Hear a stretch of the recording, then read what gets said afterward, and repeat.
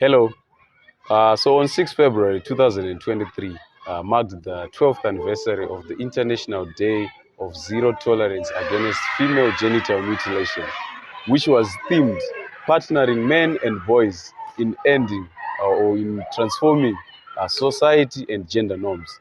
So joining me today is uh, Tatiana, who is going to help me unpack the topic of female genital mutilation to help us understand what it is that we'll be talking about, because the topic seems alien within our communities. So I'm gonna let Tatiana introduce herself, and we can talk from there. Okay, thank you very much. My name is Tatiana Natalie Kondo, but most people know me as Banshee. I'm a spoken word artist and creative advocate as well as a human rights defender. So, with the issue of FGM, it's a very touchy subject. Okay. A lot of people are not well versed in what it is, and I feel like this platform is very essential because people need to know what it is and how, the implications of practicing it. And I'm really glad to be given the opportunity to be on this platform to speak more on it. Yeah, and also thank you for coming through. Sure. I know it's difficult because the rains and the like. So my first question to you would be, Mhm. what exactly is this female genital mutilation? What is this animal? What is this? Okay, so female genital mutilation, we're just going to abbreviate it. It's called FGM, Okay, so okay. it can roll off the tongue easily. Yes. But essentially, it is subdivided into three parts, Okay. and its nature is it is the partial or total cutting off the female genital area, Okay. and it is deeply rooted in harmful cultural practices, so to say. Okay. And these three parts include the first one, which is called clitoridectomy, which Okay. is the cutting of the clitoris, either totally or partially. And then the second one is called incision. So with Incision, yeah. it's excision. So excision, what it is they cut the clitoris, the labia minora, and the labia majora. So it's like you're cutting the entire female genital area. And then the last one is called infibulation, and that is the sewing of the opening of the vaginal canal. So these practices are harmful. Like they have so many implications, and it's quite drastic. I don't understand why someone would impose something Okay. like that on the female gender. And I feel there's so much that needs to be done in order to fix the situation. Okay. So are there any scientific explanations or scientific backup to this FGM thing? No, it has absolutely no medical or scientific benefits Oh, whatsoever. It I, has more disadvantages than it has any advantages. so what can we say are the advantages and disadvantages of FGM? I can't really call them advantages, Okay. but the reason as to why most cultures observe FGM is the protection of fidelity within the marriage setting. Okay. So, like young women from the ages of 0, right, to 15 may undergo FGM, and this is done to protect them from engaging in sexual activity before they get into the marriage setting, and to like protect virginity. Okay. And then within the marriage setting is to harness some sort of fidelity so that women uh, don't go around trying to commit adultery or having sexual encounters with numerous men. So it is mostly for the benefit of the male counterparts, and has very serious implications on the health of the women. Like when they do it, they're doing it to protect the marriage setting, Okay. like giving precedence to the male counterparts, but not really understanding the implication that it has on the female counterparts. So what they are doing is they are trying to harness or protect something that's putting another individual in a very uncomfortable position or very disadvantaged position, and there's a lot that needs to be done.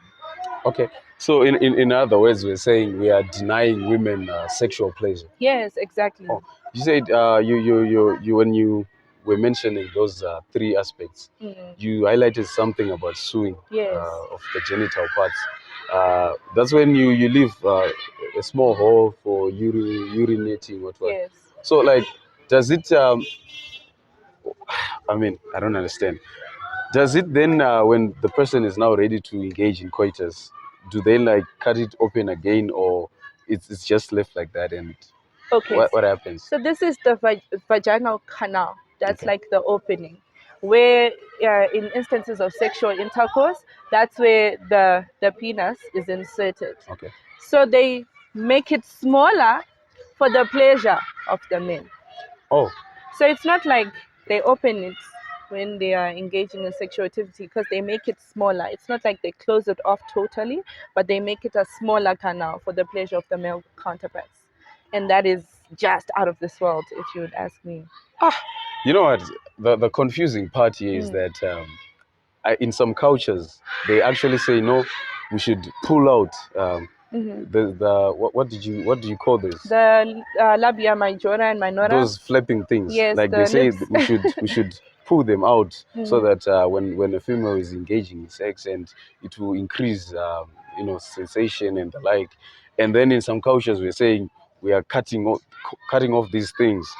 So I don't know whoever comes up with these things. Culture.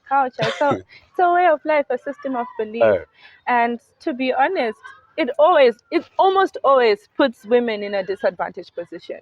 Because even if we're talking about pulling those lips, uh, it's not done for them.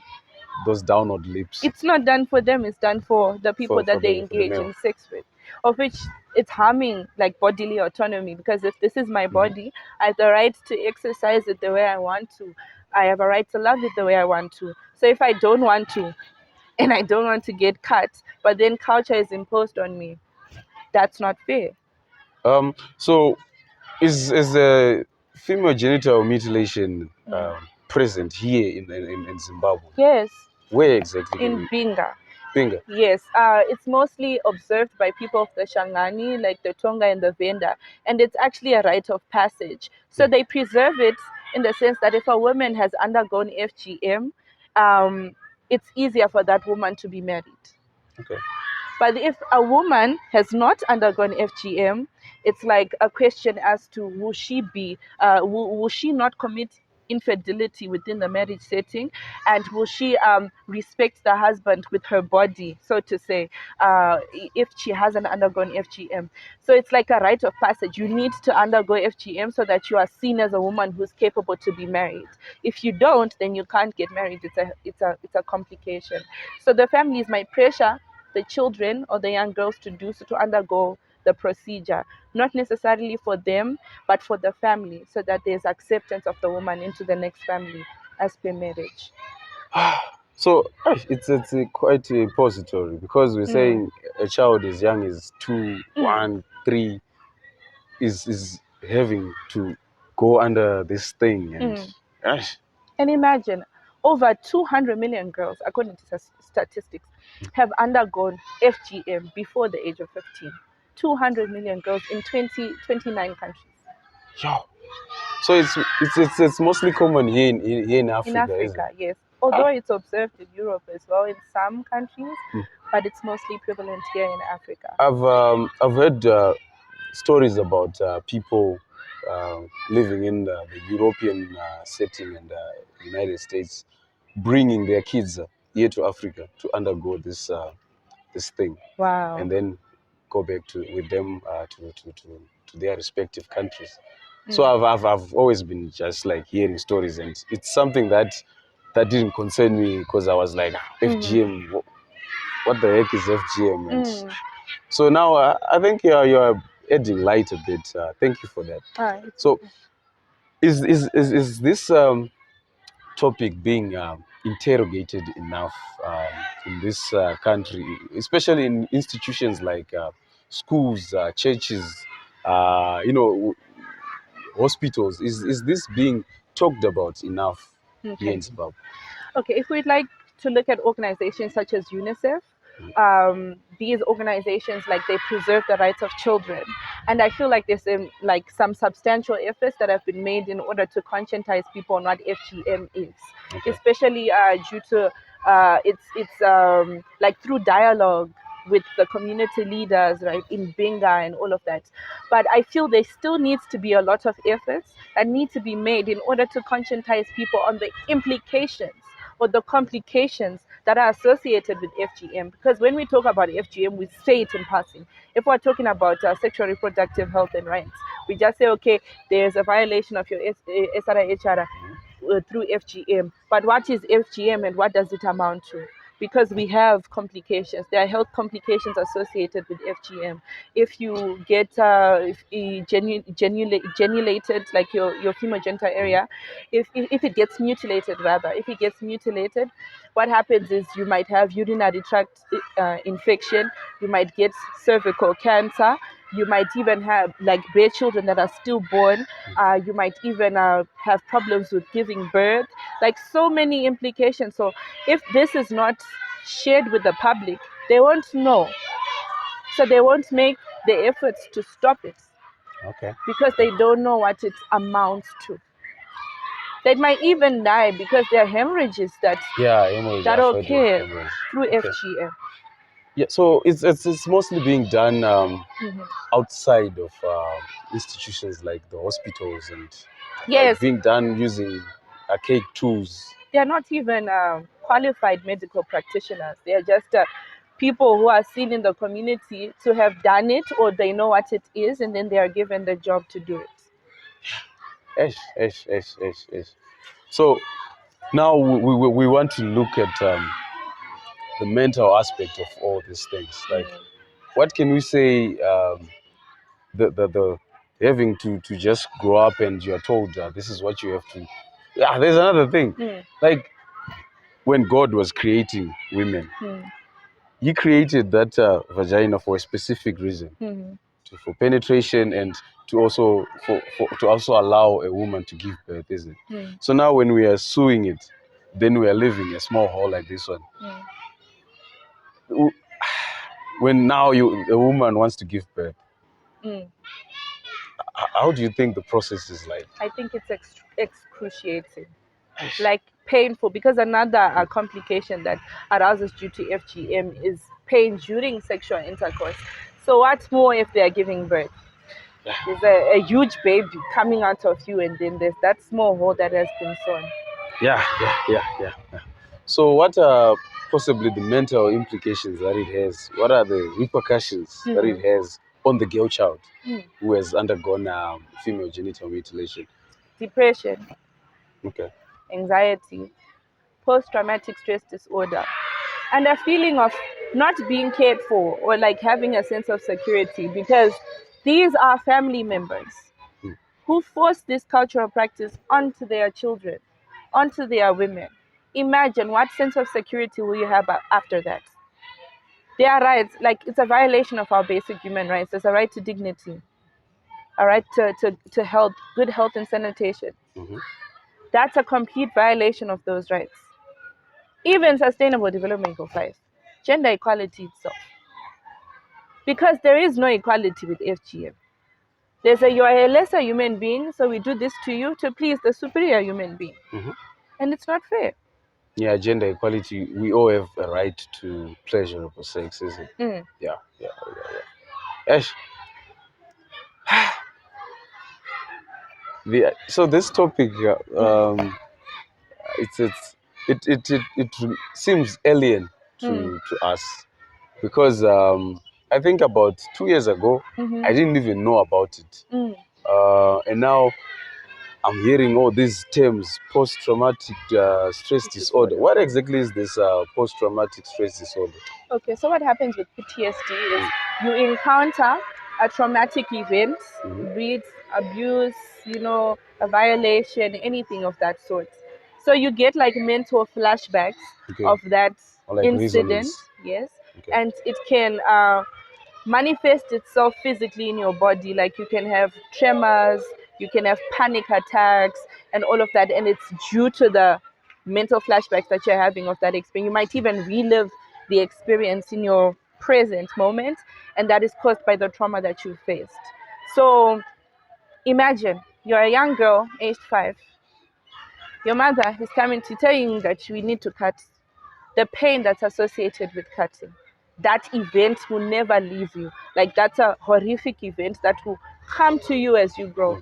And even if you are in the marriage setting and you know that this was done so I could please this husband, what sort of relationship will be established in the marriage setting if that's the case. There will be trauma associated with the person you've married because of what has been done to make them feel more comfortable in that setting. Okay. So we're saying this marriage setup would have been founded on the grounds of violations themselves. So, okay.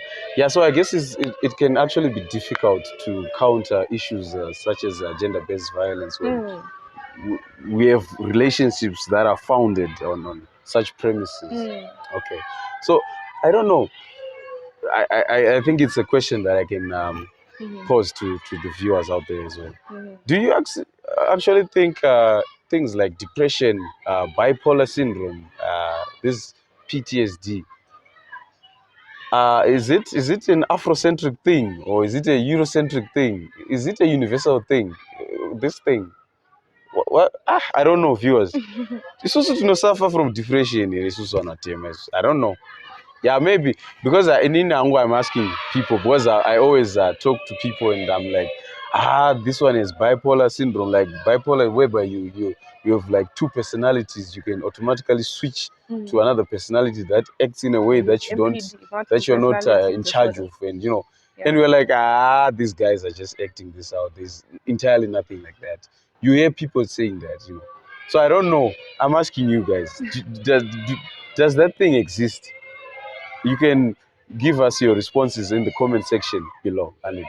So, Tatiana, uh, as a means of conclusion, what would you like to share with the people of Zimbabwe, people that have undergone FGM, and the people that are within the cultures that are experiencing this thing, and what would you like to see happening next for us to change these things? Remember, we are saying we are partnering men and boys to end society and gender norms, because these norms, they are not things that are written down, but they are just things that are orally passed down from Made generation to normalized. generation. Yes. Because a person that has undergone FGM is likely to enforce those things upon their children as well, and the cycle goes on and on and on, and we continue to have these female circumcision things going on and on. So, what would you like to tell people, like especially those that don't know that there is no scientific backup, and how am I supposed to ensure that information is passed down to someone who's in Binga to know that? I don't think. I was about to say something. Okay, they have beautiful. Say it. They have beautiful TVs down there. I know. Wow. So, what would you like to share with the people, especially with those ones that have experienced it and are undergoing, depression and the like? What sort of help, what sort of hand would you like to stretch to them? Okay. So I'm going to address these people in parts. Okay. To the nation of Zimbabwe, we need to be informed. There is nothing wrong with educating yourself, because a lot of times we observe certain practices not because we have an understanding of what they imply, but because they have been imposed on us. And it makes other people lesser than other people, and that is not a good way of living. We need to understand that we should be at par with each other and learn to coexist without feeling like we are disadvantaged. So it's important for us to inform ourselves and put ourselves in a position to share this information. Because if you're in a position of privilege, it's your mandate to make sure that people who are coming from disadvantaged positions get to partake of this knowledge that you have. Let your privilege be a benefit to others. Don't be selfish with it. Because there are people in Binga who don't know of this information, who think that FGM is a good practice because that has been imposed on them. So it's important to share information. And to those that have undergone FGM or are still living with the trauma that is associated with the practice, I just want to tell you that healing is a process, not a destination. Even if you are experiencing depression, anxiety, PTSD, all of these disorders or episodes, understand that what you went through does not define you. It is not who you are. That might be something that's a part of your physical body, but it's not a part of who you are. You are who you say you are, or who you work towards. So you will heal. It's a process. You will heal. It's not a destination. Everything that you've gone through will amount to you becoming a better individual in society. And to the men, please help the girls. We need to work as a team. I believe that gender equality can only be achieved if we work as a team. I don't believe that gender equality means that we are the same, but it means that we are differently equal. You understand? Everyone is a human being, but we have Complementing. yes, it's a lock and key. No one is better than anyone. Everyone is everyone. You understand? So to the men, make sure that you make sure that the women are protected in their rights, that the women observe these rights with vigor, so that you protect your rights with vigor. Don't let anyone impose anything on you, and make sure that you fight for your rights no matter how much it takes. Mm, mm, mm. So knowledge is a contagious thing. So I had the beautiful Tatiana just pouring it over to me here. Inini ukandifunza FGM from now onwards. Tototaura one. So we have been here in Bari. That's where we have been doing this episode. And I was your host, as always, Munya. Thank you guys so much. We are really looking forward to continuously engage with you in the coming episodes, even as we try to unpack all these things that seem alien in our communities, not just here in Bari, but there, wherever you're watching us from. I'm sure you didn't know what FGM was, and but if you did rather, just click the subscribe button, just click the like button. Even if you didn't know, just click those buttons as well, and so that we continue to teach each other things as we go along, is it? So until next time, thank you guys.